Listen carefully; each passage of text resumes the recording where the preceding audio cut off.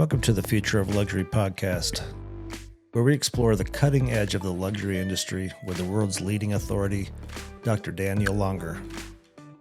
Dr. Langer is the founder and CEO of Équité Brands, the world's leading brand strategy and activation firm, and professor of luxury at Pepperdine University.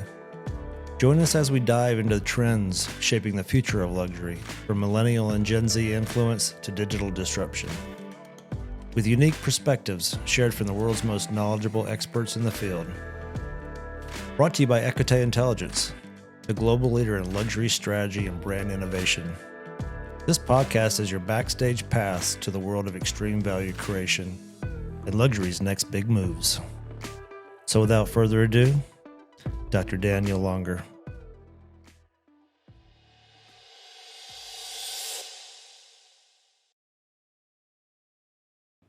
So it's my absolute pleasure and privilege to be here today. Once I have here to my left, Sally Forster Jones, the principal of Sally Forster Jones International. Did I say this right? Forster Jones International. Forster Jones International. And Julie Faupel, the CEO and founder of Realm Global.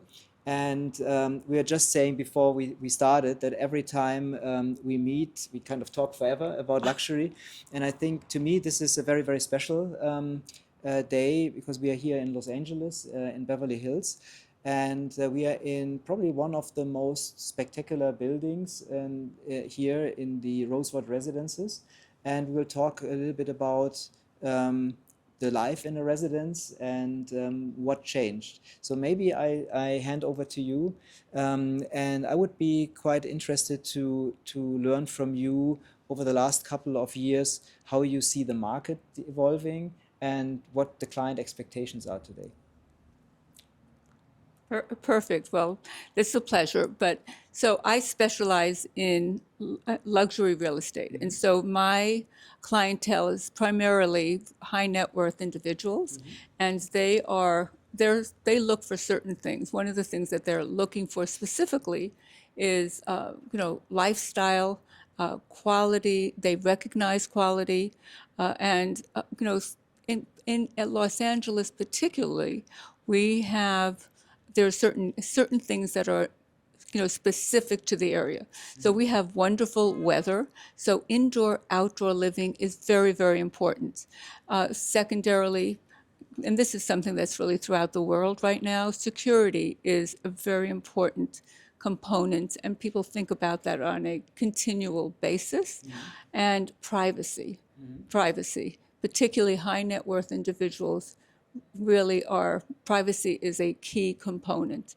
And just overall, just really lifestyle. One of the things that we have here is that we have Rosewood Residences in Beverly Hills. So Beverly Hills is, world-renowned. Our zip codes are world-renowned, and everyone really identifies and understands just what Beverly Hills in general is all about.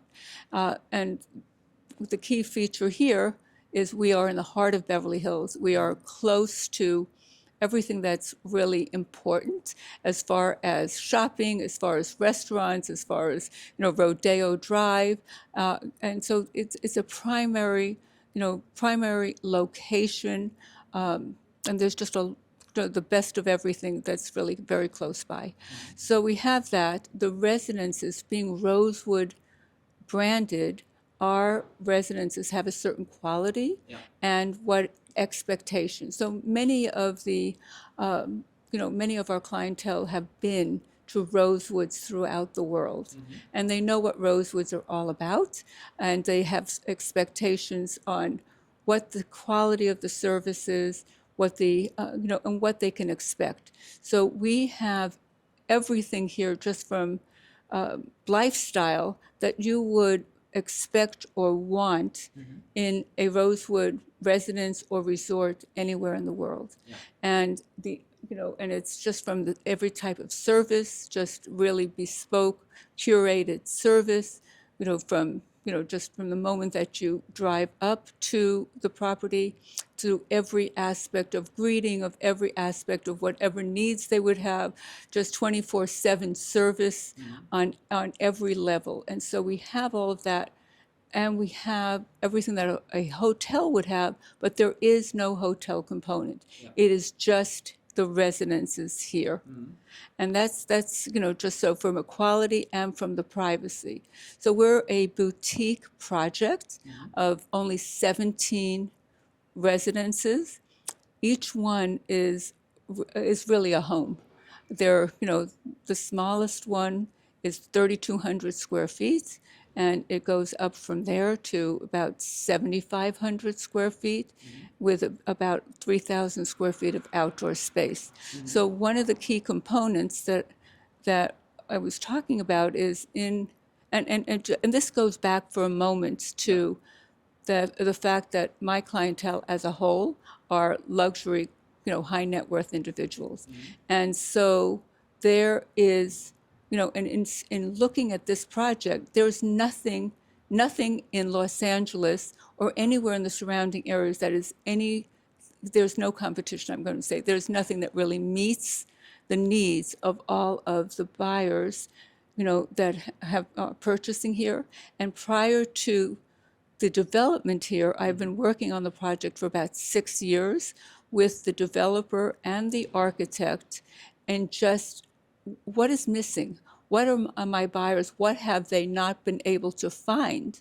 And we search and search, and it doesn't exist. So that is the impetus for really what we offer here, and what the developer, who has been amazing, it's Nala Development out of New York.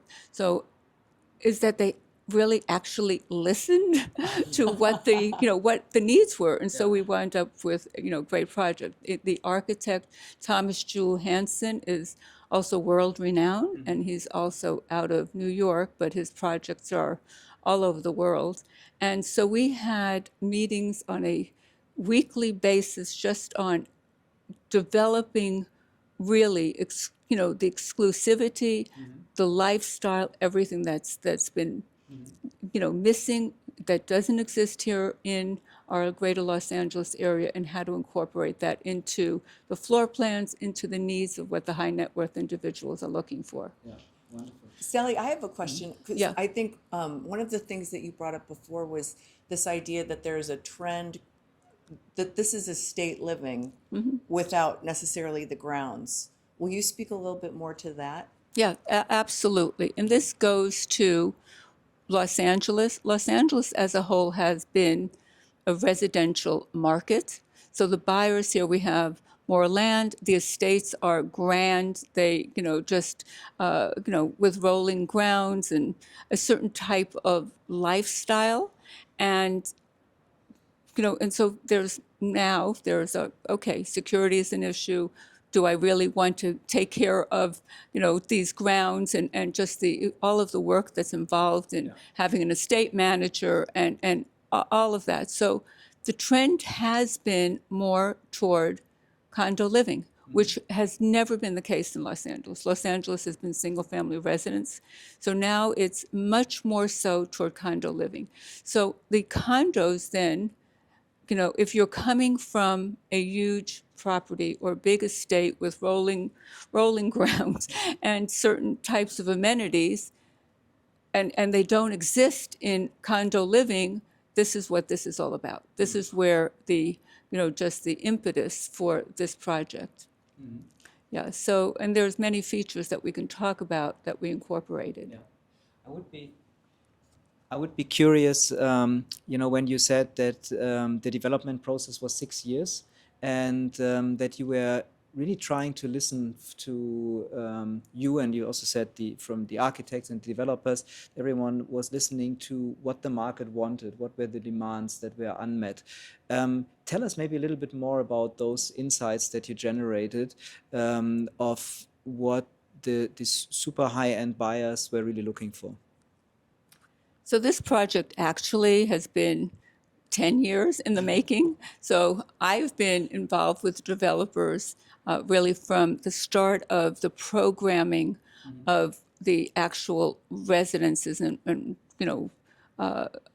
just what we were really developing here. But there is a process here in the city of Beverly Hills. It's not, they're very particular on what they want. So that was just an entitlement. But I've been working with the developer and the architect just to incorporate. So the key components are indoor, outdoor living. Okay, that is very, very much on, on the minds of, of the buyers who would be looking here. And so each of the units here, every one of them, from the entry level, which is still an estate home, has a lot of outdoor living, just a lot of outdoor space. So, so our entry level project, our lowest, I'm going to say, which is not really entry level for anyone, but is a 2-bedroom and a den, 3,200 square feet, but it still has about 600 or 700 square feet of outdoor living. Yeah. That is unheard of.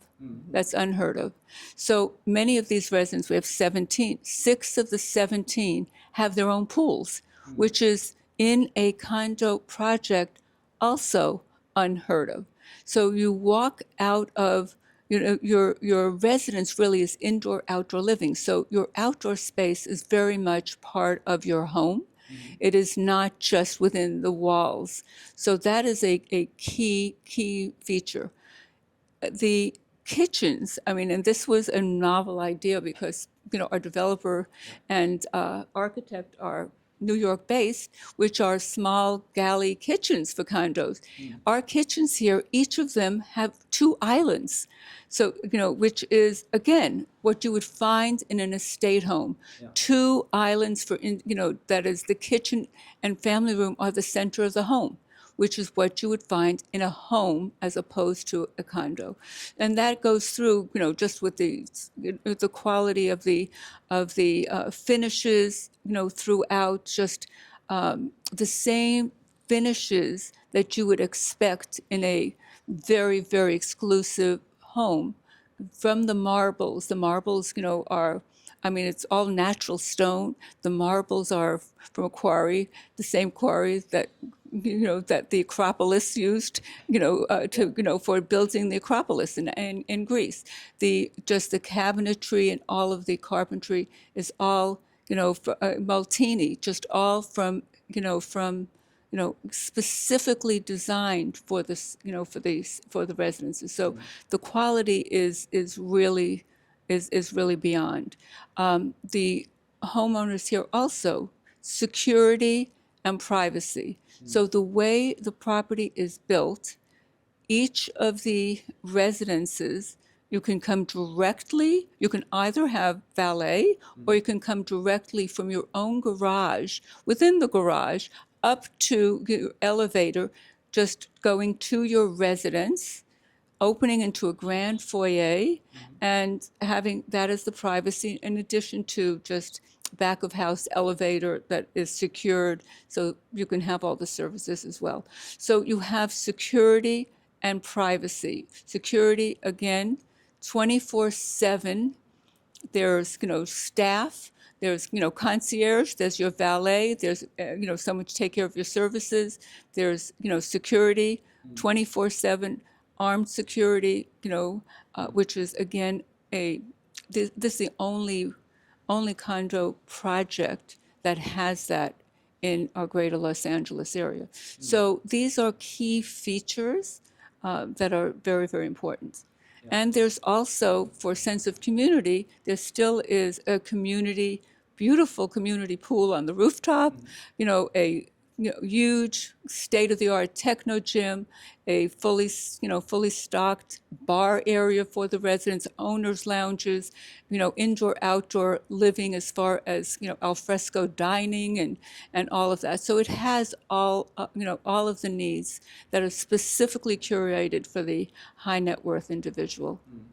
I think it's so interesting that that you've got these layers of trust marks, right? Where you've got Forster Jones Group International, like you've got, and I just missed, so we got to edit that. Forster Jones International, Forster Jones International, as the representing the property and helping to plan it, and so you think about that, and like that gives integrity to the property. You have the Rosewood brand, which gives a heightened level of kind of service and amenity that not everybody has. And then you have Beverly Hills, which is one of like the most iconic trust marks, but it gives that sense of certainty. And you're over 50% sold out, or about 50% sold out.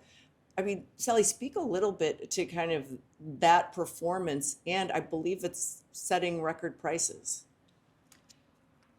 Yes, we have, half of the building already. We're still completing the building. Some of the amenities were still are not fully complete, but almost.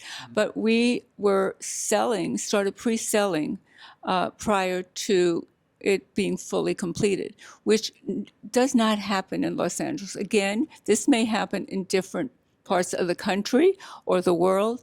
Los Angeles, it does not.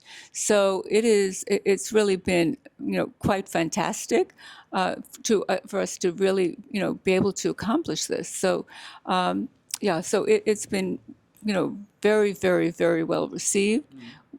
Just and again to our buyer pool, because I know you're interested in that. We have many of our buyers happen to be local, who are downsizing from these big estates that they don't want to have that responsibility anymore, and then do have other residences in different parts of the country or the world. And we have some residents, some of the buyers who have purchased also. This is not their primary residence. They, have primary residences elsewhere, but this is a very, very important residence for them. I mean, Los Angeles, Beverly Hills particularly, has always been a draw for, if you have a home somewhere, you want to have a home also in Beverly Hills. Wonderful. One question maybe, Julie, to you. How do you see the development of residences kind of globally, also among, the network of Realm for what you can oversee?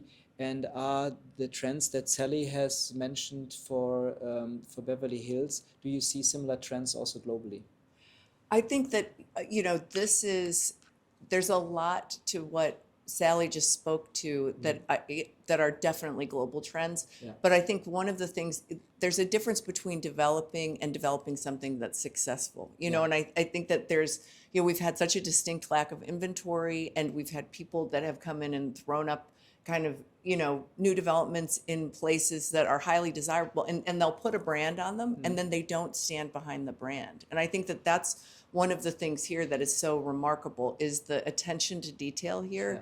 When you think about the interiors and the finishes and the no sparing of expense, like there's a timelessness that will always appeal and have value to the affluent. And I think that this project speaks to that, and I think that that's the overriding trend, right? Where it's kind of like the aesthetic may change by destination. You look at hospitality experiences and what people want.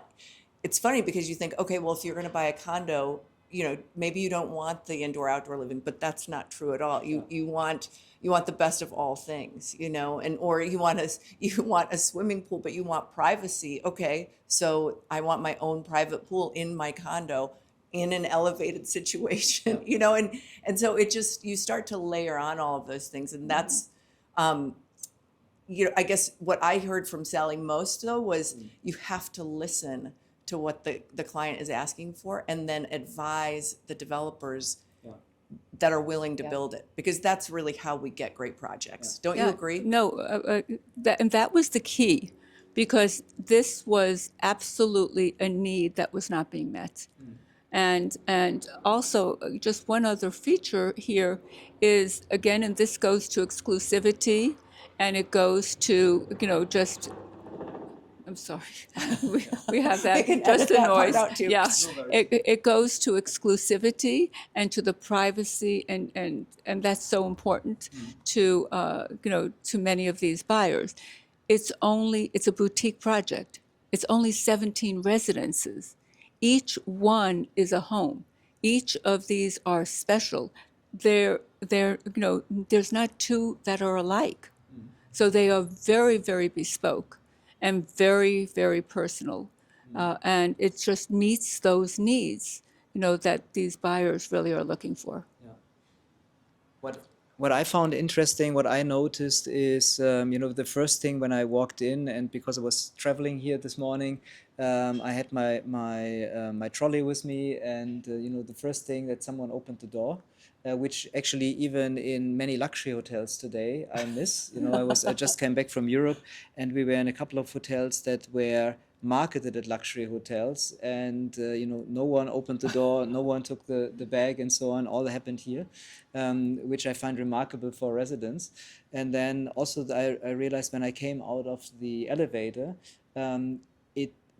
immediately it didn't feel like I'm not on the ground floor. It feels, you come out, and it feels like, as you said, it almost feels like an estate, although it's a condo. You can hardly see that. And I think this indoor-outdoor living, which hopefully we can see a little bit on the screen, is really something very, very special. In terms of you already described the buyers a little bit, or the profile of the buyers. Do you see now, with your experience over the last couple of years, a change in the profile of buyers of super high-end residences or homes? How are they changing? What are things that maybe a few years ago were not top of mind, but today is top of mind? Can you elaborate a little bit on that? I would be very fascinated by that. Yes, Los Angeles is different. I'm going to, just say, because I do sell throughout the country and throughout the world, in that Los Angeles, again, was never a condo market. So our needs here, have evolved. We've had condo projects that were, I'm going to say, did not exactly meet everyone's needs, and so it took some time for them to sell. And so here it is, just paying attention to what those needs are of the buyers. The needs of the buyers have changed because, again, this is, just Los Angeles, which has been residential. We have sprawling estates, that people have seen, that's, just really that they identify with Los Angeles. So the fact that we are moving into a condo market in itself is really unique.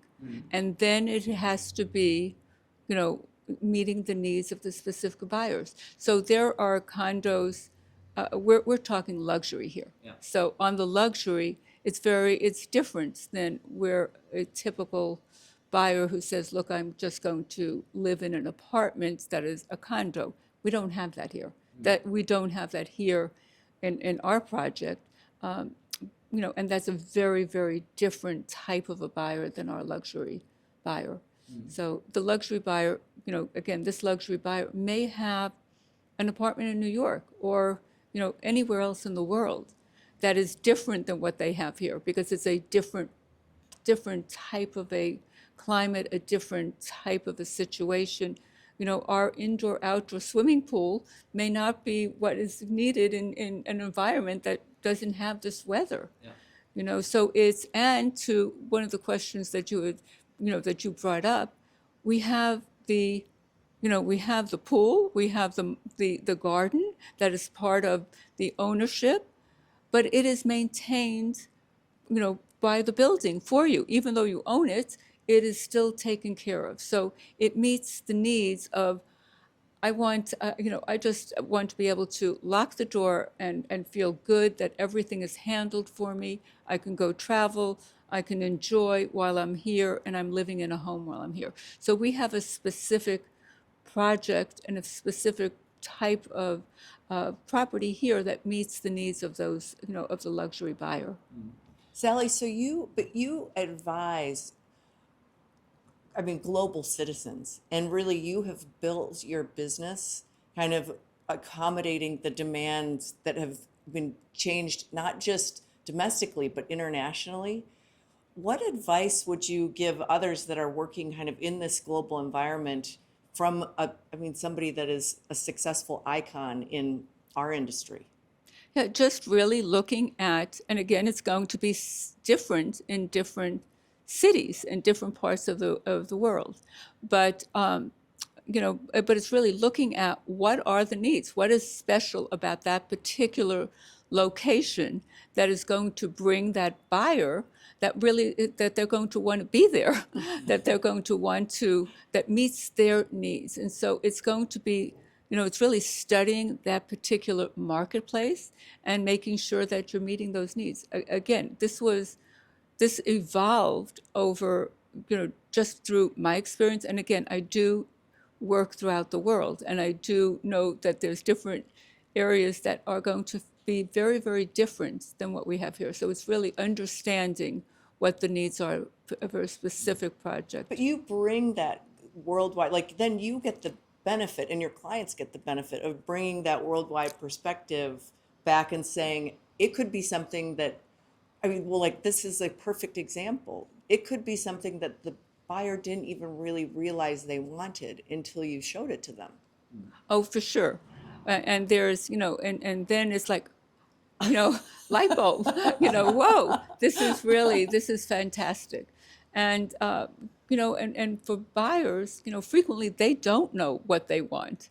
They just and they come in and then it's, they walk in and they know literally within the first 30 seconds if this meets their needs or not. And it may not have been something that they were thinking about, but there it is. Do you create that emotion? I think it's something Daniel and I talk a lot about, where it's like there is all of a sudden you see it where a client starts to resonate. So they step off of this private elevator and, how do you do that? Do you let them take it in? What's kind of your secret? Well, it starts from the moments that they pull up to the property. And as you were saying, Daniel, okay, so you pulled up and immediately you felt someone was taking care of me. Yeah.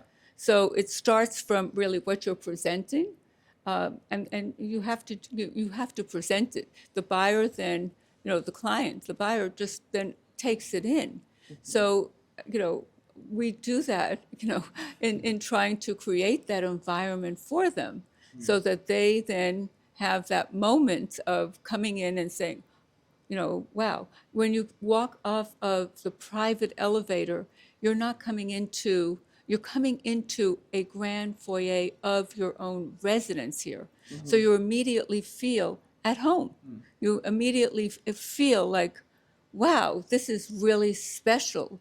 And so it's creating that moment for them, each of the moments. And again, the buyers literally, and you can attest to this too, I'm sure, they know, within the first, minutes, 30 seconds, whether they want to buy it or not, if it works or if it doesn't, and then the rest of the time, they're either talking themselves in or talking themselves out of the purchase.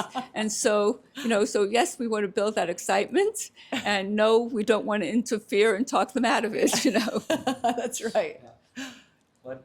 What I find fascinating is that when you talked about the buyers and this emotion and the decision making process, that it seems that the decisions are not necessarily done in a traditional way. And what I mean in a traditional way is typically when, for example, when I do trainings for salespeople in luxury, I always say it's not always about the features. It's so much more about the feeling, it's the emotion, the inspiration, and so on. And then at some point we have to speak about features, because for sure people want to know how big the place is and so on.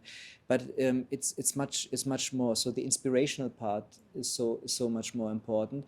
And I also think that what you said, for example, the convenience. If you have someone that travels in and out all the time, not having to worry when they leave. We had this just when we left for our vacation. Then I forgot to take something out of the fridge, and then when I came back 2 weeks later, and then we had to kind of clean the whole fridge because they're kind of life evolved there, and these are things that basically.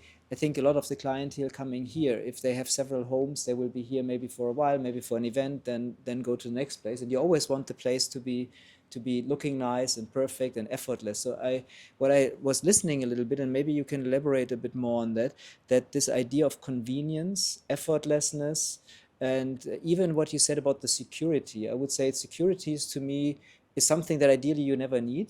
So, but when you need it, you want it to be there. So it's also a kind of something that makes your life easier, makes your life more effortless, just knowing that you don't have to worry about anything. And I find this fascinating because you would think sometimes that at a very high price point, it's really all about the amenities and they have to be there.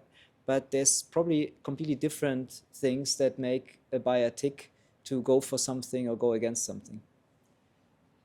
All of the buyers, I mean, it's emotional. It is emotional. So there are features, and as you say, you can go into those, and those are part of talking them into or out of the purchase, but it is an emotional experience. I mean, residential real estate is lifestyle.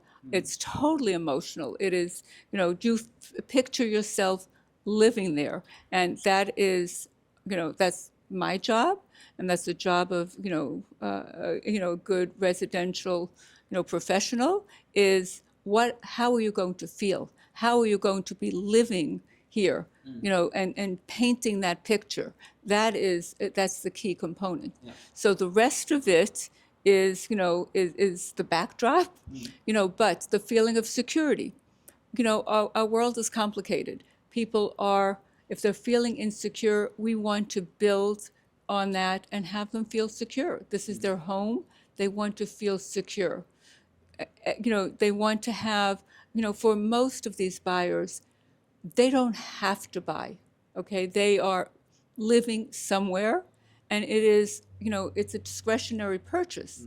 So it's discretionary. Do they want to have a change in lifestyle, or do they want to have an additional residence that they can, picture themselves, just enjoying, and what that life will feel like? And it's a totally emotional purchase, and so it's really, features are important. Those are just really on how those features will make them feel, and how they will enjoy those, more so than this is exactly this. They just looking at the feel of the property, and the residence. Quality is important. So we talk about quality, but it's again, that's just the emotional impact is really the most important. I think too, there's a timelessness in, like, as you pull up to the building, there's no brand on the building at all, or at least that I saw. But there's like, it's known, it gives people a sense of comfort that they're like, no, this is a Rosewood product. Yeah. And so you mentioned the demographic is people that are downsizing, so a little bit, older demographic, but it's interesting because it's the values of the younger generations that are more understated. Don't you agree? It's not, that is one part of the clientele. So many of our high net worth individuals are not older. They have, they've been quite successful at very young ages. Yeah. But but it's again, the building and the way it's the architect, and this goes a lot to the credit of the architect. Thomas Schul Hansen is brilliant, but his masterpieces are all timeless. They're not trendy. It's the use of the materials. It's quality. It's stone. It's metal. It's glass. It is not. It's not trendy. And we can all walk in and say, oh my gosh, I know that was 1990 or whatever, and it's got air marked, and it's like or it was built and it's dated within several years. That's right. This is not that at all. This is classic, timeless, and that's really what you're referring to, because you pull up and you know it from the moment that you pull up to the building, to the property. It's pretty special. Yeah. Where do you see the future of, let's say, even the future of luxury real estate going? If you compare maybe like 5 years ago, 10 years ago, what you see in terms of trends, is it basically what we just said? Is it more like overall going more into this timelessness? Is it much more individual expressions?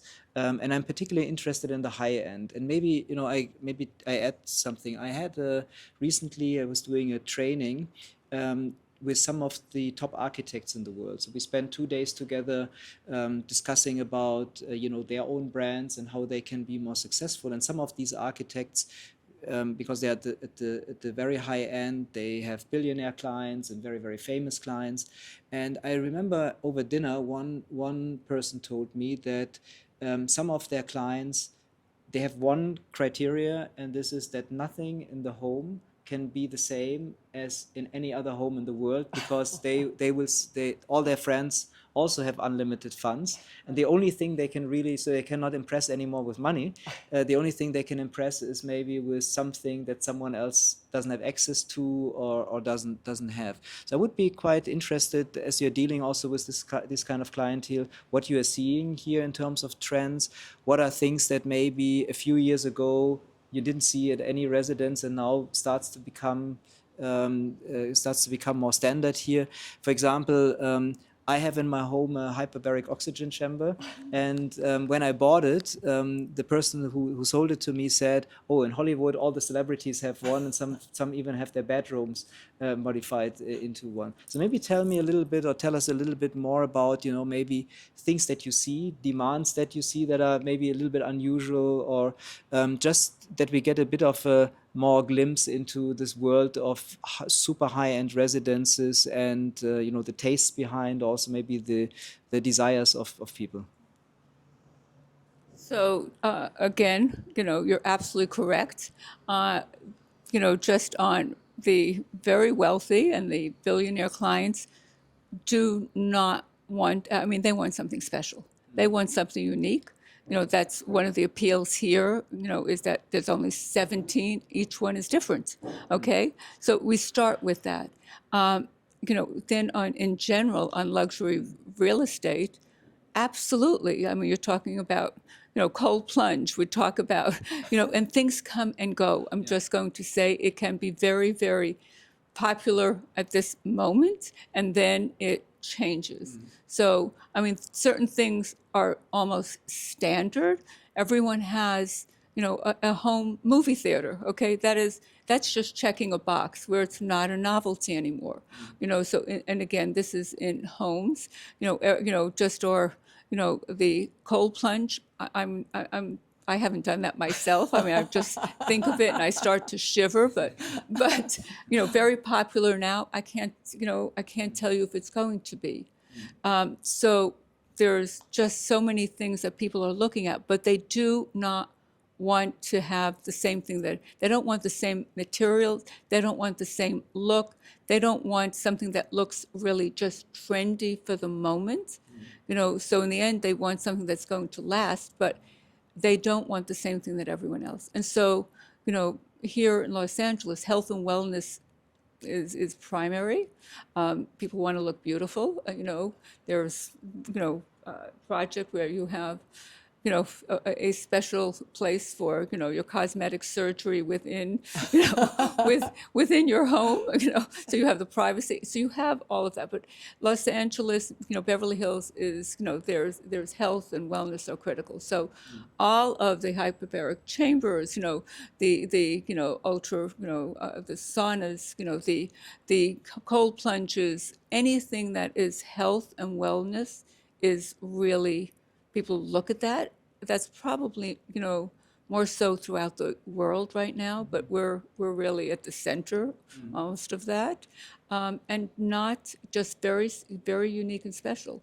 There's, and I'm just going to say, for me, when I walk in and I represent a lot of beautiful properties, and I walk into other properties that I will visit, and I am saying, oh my goodness, and I'm bored. This is like another $50 million house. Yeah. It's outrageous for me to even think that, because unless they have something unique or special, it's not exciting, and it's not exciting for these, very wealthy individuals. I really love what you just said, because I think that in luxury, this is something that I've been writing for the last decades even, that luxury in a sense is perpetually surprising people, always kind of thinking of something new. And I remember, one podcast episode that I had recently with Thorsten Müller-Oetwisch, the former CEO of Rolls-Royce Motor Cars, and he said in the podcast episode that whenever they did an event that was really successful, we said this, now we check all, we can do all the checks here. Then they decided never to repeat it again, because that clientele sees everything and is then bored if the same thing happened again. And I really liked how you just said it. There's so many things that supposedly are luxury, but then you go there and you say, okay, I've seen it before. It's not exciting. And I think that we sometimes forget this excitement factor. For sure, if also like in a residence like this one, when you walk in and if you immediately feel that there's something that I've not seen before or felt before, that is then what really makes something special. Well, so Sally, and so to expand on that, I'm so curious about like how you advised the developer. When you think about taking the risk of the pools, the infrastructure that goes into something, and then having different floor plans. I mean, what was the dialogue like, and how did that inspiration come? Because a lot of it is the execution of your vision in line with the developer's vision. Yeah. So, this particular site was really earmarked, for just a greater development. You could have built more condo units, and that is typical developer goes for the maximum, maximum So that it's they such a can good point. develop. And so this was a leap of faith, on our developer and architects, side. Just on this is, but it checks boxes that were missing, clearly missing. And this goes to, if you're looking in different cities and different environments, what has been the demands and the needs of those, buyers that have not been met. There is nothing that compares to this. So someone who is, a buyer who walks in, from the moment that they are greeted, their car pulls up, and we have a house car if they don't want to pull up. Just in case. Yeah, you've if they got all don't, the bases you covered. have, then they can be picked up and delivered. But so it checks, it just like, their eyes open. So in just walking in, coming off of the elevator here from, just into the residence cell, and you walk in and you look, and you're walking into the grand foyer, and then you're looking out, your first visual is a pool, and all the outdoor space. It is, it's just, wow, who would have thought? And so it's really checking boxes that have not been met before. So it's really, and thank you to my developer and I was just going to architect. say, like, that's the trust, right? Yeah. Like, that is for them to kind of say, okay, we're going to follow your lead and build something that has never been built before, speaks volumes to that relationship. Totally, yeah. So appreciate that. Yeah. Wonderful. So this was an absolutely enlightening conversation, and thank you for having us here in this wonderful space.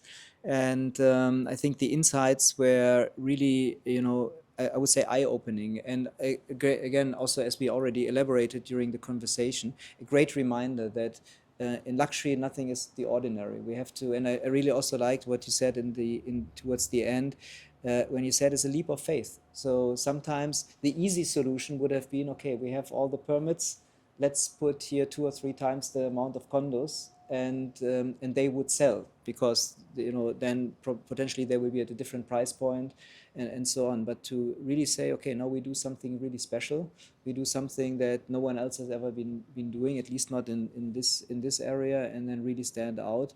I think kudos to you that you were you were also pushing then everyone in this project in that direction, but also to everyone involved in this project. It's a very rare gem, and we are very grateful that we could get a little bit of a glimpse into this today. Well, So thank you. Thank you. Yeah, thanks. Yes, thank you, Sally.